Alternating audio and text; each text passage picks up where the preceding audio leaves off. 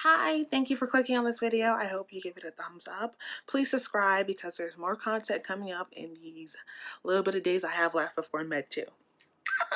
So just to jump in, I've actually been debating on posting this video or not because um I want to be honest. I always like to give people an honest, realistic view of what is Med 1 at AUA. And at the same time, with honesty comes a great responsibility, to quote Spider-Man, I think, question mark. But it's just kind of like, I don't want to scare anyone. I don't want anyone to feel discouraged. I don't want anyone to be like, well, if you struggle, that means I'm going to struggle. And like, I just want to say, just because I personally had a tough Med 1 does not mean you're going to necessarily have a tough Med 1 at AUA. If you do apply, if you do come and go here and get accepted into AUA, it's not a reflection of AUA. It's not a reflection of med school in the Caribbean. I just want that to just be known. Med 1 is tough. So I'm going to start off by what we cover. The first 2+ months is foundations, which is basically all of your sciences that you did in undergrad, but like on crack. Like, it's very fast paced. It's kind of all over the place. One minute you're doing glycogenesis and the Krebs cycle. Next thing you know, you're doing like some other shit, you know? It's very fast paced. I would definitely recommend investing in USMLE RX, osmosis, physio, just anything that comes with videos, board reviews, like just anything that comes with videos and questions, because it's very fast paced. Or hopefully you can find an upper med who has some like of the Kaplan videos. They're a little bit long, they're like 4 hours, but like they cover everything. So immediately find something that works for you. When you first come to AUA, you're going to meet a lot of people who are like, I got X, Y, and Z for you. You know, please bring a hard drive, not like a thumb drive, but like a legitimate hard drive, because people are going to be dropping shit to you. And basically, you should just sit down and just shift through what works for you, because it's going to be a lot. I basically keep my hard drive on me in case anyone ever has something that's just going to make med school a little bit easier for me. Like, personally, please bring as many as gigabytes. I don't know, I don't speak computer, but like, you need a hard drive that has a lot of memory on it, because you're going to be given a lot of shit. And also, they're constantly giving us PowerPoints, and like, I don't know about your computer space, but like, I try not to bog my Mac down, so I'm always transferring things to my hard drive. So please invest in a durable hard drive with like a shit ton of memory. You do base after foundations, you go into muscular, which is, it's interesting. I liked it, I enjoyed it, but it's just like, you really need to know not just the bones, but the ligaments, the blood supply, all this other shit. It's very intense. Med school is intense. And after muscular, you go to neurology, which is basically the study of the brain. I like neuro. Neuro was like my favorite, but it's very, very dense again. And then the last bit of the semester, they squeeze in GI, which is basically just like your mouth, digestion, all that other shit.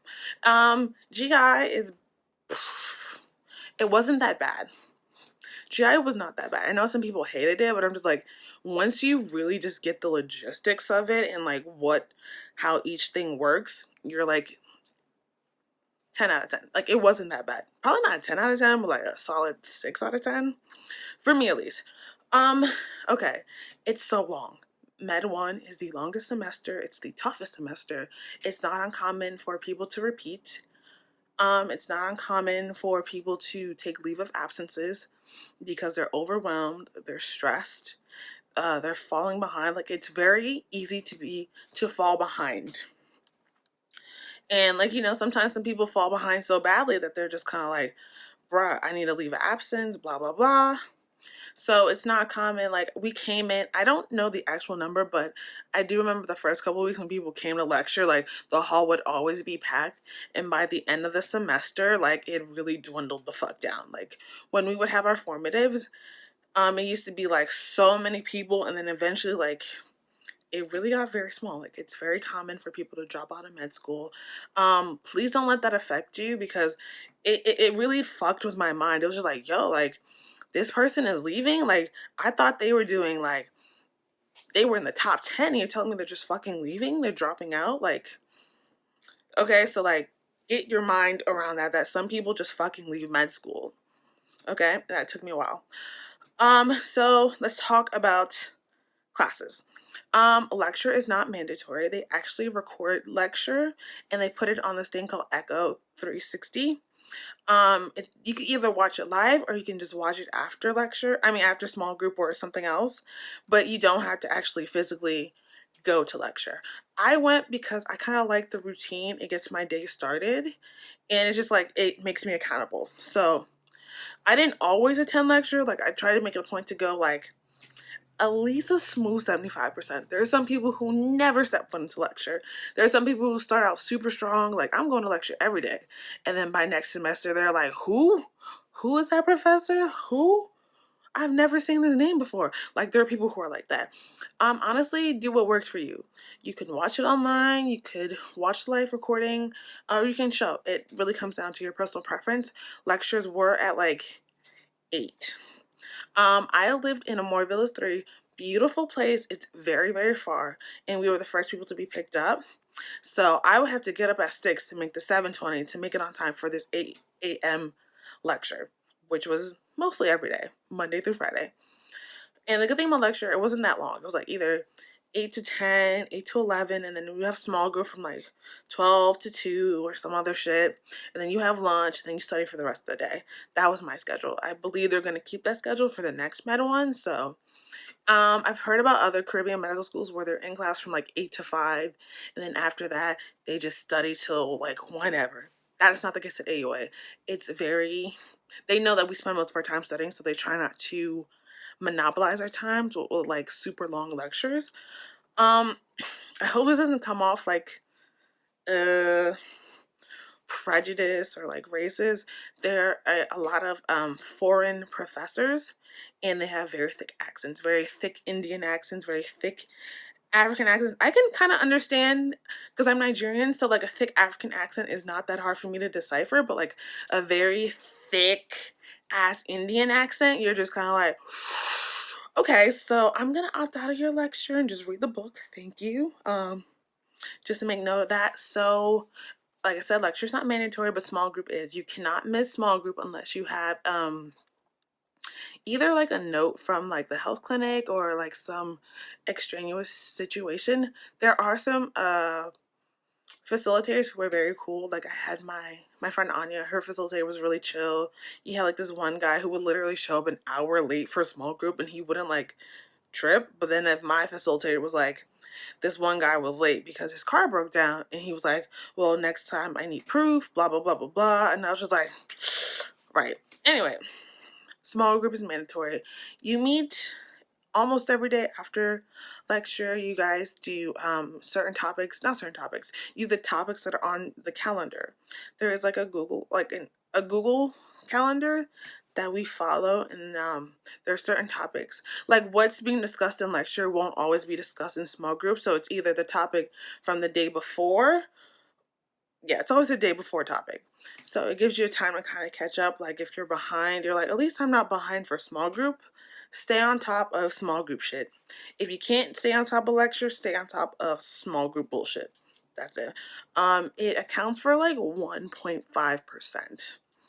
And okay, small group is cool. You'll probably get like one annoying person who will be like, who probably wants to turn everything to a debate when they're wrong. I end up loving my small group. At the same time, there's certain annoying moments I'm just like, bruh, if you're wrong, you're wrong. Like, let it go.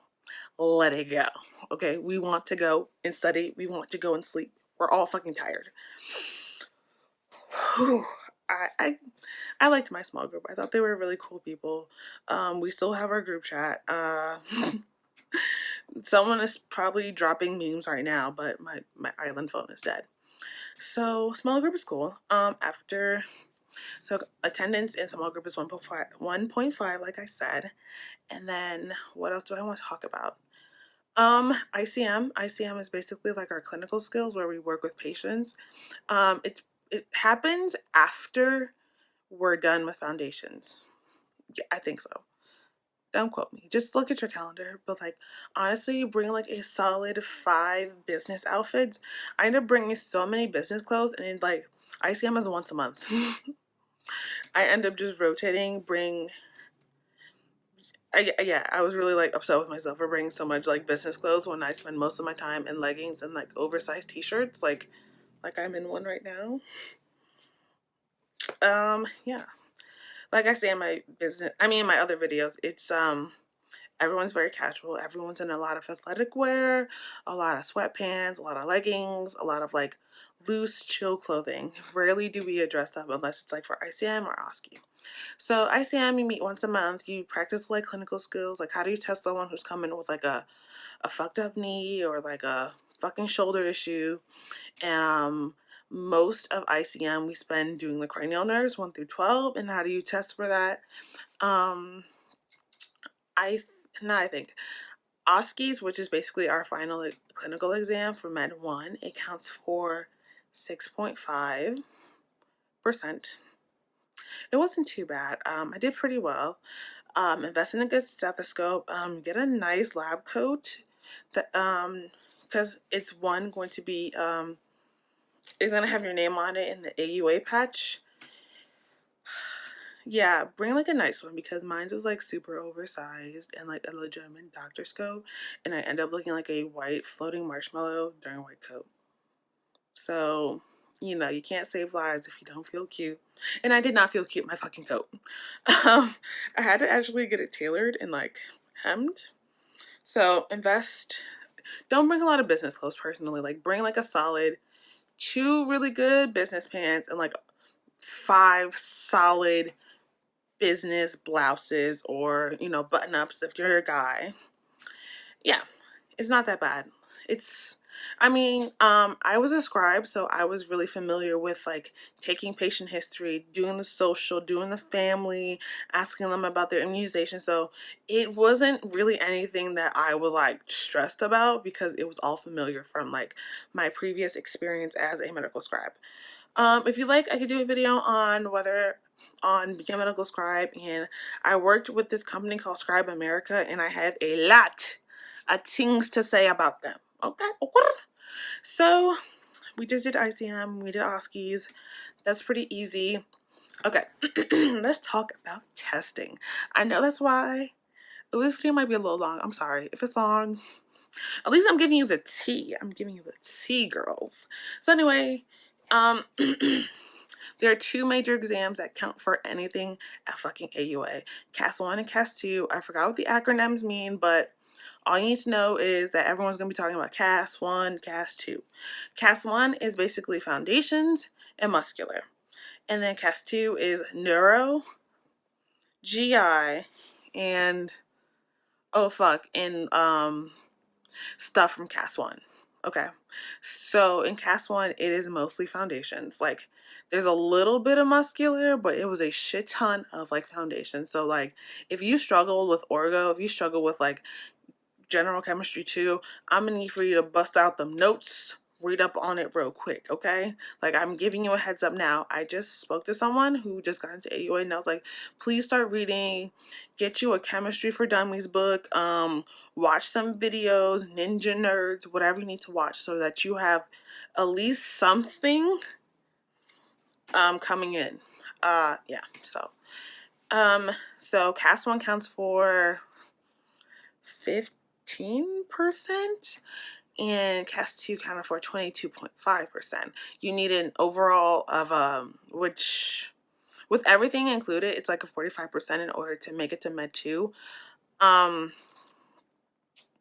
trying to think of what they said. Like, say you bomb both exams, you technically can go on to Med 2. They just don't advise it. So, do what you want with that information. Yeah, like, it's tough. It's a lot of information. It's like you never know if they're going to go for very high yield stuff, if they're going to go for very low yield stuff. So it's like you essentially need to know the in and outs of everything. Like, like that's all I can say about that. Honestly, like even after taking it, I was still kind of like, I don't know what just happened. everyone is stressed, everyone is tense. You do get like a study week to like prep for it, but you technically should have been prepping for CAS 1 and 2 throughout the semester. Like, you're not supposed to be, even when we start a new topic, you're always supposed to go back and look at your shit and like make sure you truly know it, because it can come back on a CAS 2. And then eventually you need to know all this stuff for step 1 before you can even do rotations and shit. So like, you really, this isn't like college where like if you say you did poorly in English, but you're like, oh, it's okay, I did better in history or some other shit, or like, I'll never take this course again because it doesn't apply to my major. Like, you can't do that here. You either you know it or you don't know it, and if you don't know it, it's gonna fuck you in the ass with no loop. So like, you need to know it. Like, you need to grasp it. You need to understand it. You need to make it your bitch and like own that shit. Period. Like, there's no getting around it. It's going to keep popping up because the body all works as one general system. So it's like, oh, I didn't really get cardio. Like, no, my dude, you have to fucking know cardio. There's just no way around it. That's about it, I guess. I'm going to make another video on like what worked for me, what didn't work for me. But the reason why I was kind of apprehensive making this video is because I was very like, it's a long 5+ months on the island. Everyone was like, oh my god, but you're on an island, you get to do X, Y, and Z. I was like, I was studying every day. If I wasn't studying, I was probably sleeping from recovering from all the fucking studying that I did. Like, it's very depressing, it's very boring, it's very monotonous. And I know it's only 2 years, and like, I'm going to complain if I want to complain in this video. If you don't like complaining, I would suggest clicking out, because I think the last couple of minutes are just gonna be me like fucking going off. Like, my days were very routine. Like, maybe go to lecture, definitely go to small group. Then after small group, I go get something to eat, or eat my lunch, or eat a snack, and then you just study. You're watching videos all day, every day. Like, it's the same shit in and out.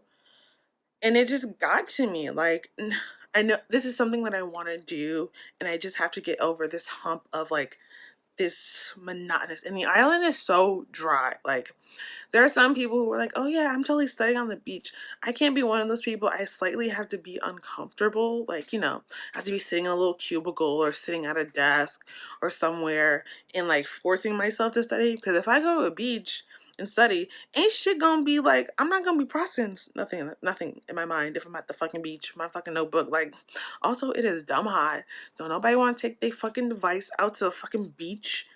I'm just like, it was so long, and it just like started to wear on me to the point where like just showing up to the library again to study would literally make me want to pull my hair out. I was like, fuck this shit. I need a break. I need a vacation. Something. And like, people always laugh. They're just like, you're on an island. That is a vacation. I was like, what part of I'm here for school don't you fucking comprehend? Bruh, Med 1, I don't say it killed me, but like, it's so long. It's the toughest semester. And honestly, you just gotta grind. Just grind. That's all I can say about it. If you want to know more about Med 1, you can leave your questions and comments down below. I'll ask them, or you can hit me up on social media. I'll leave my social media handles.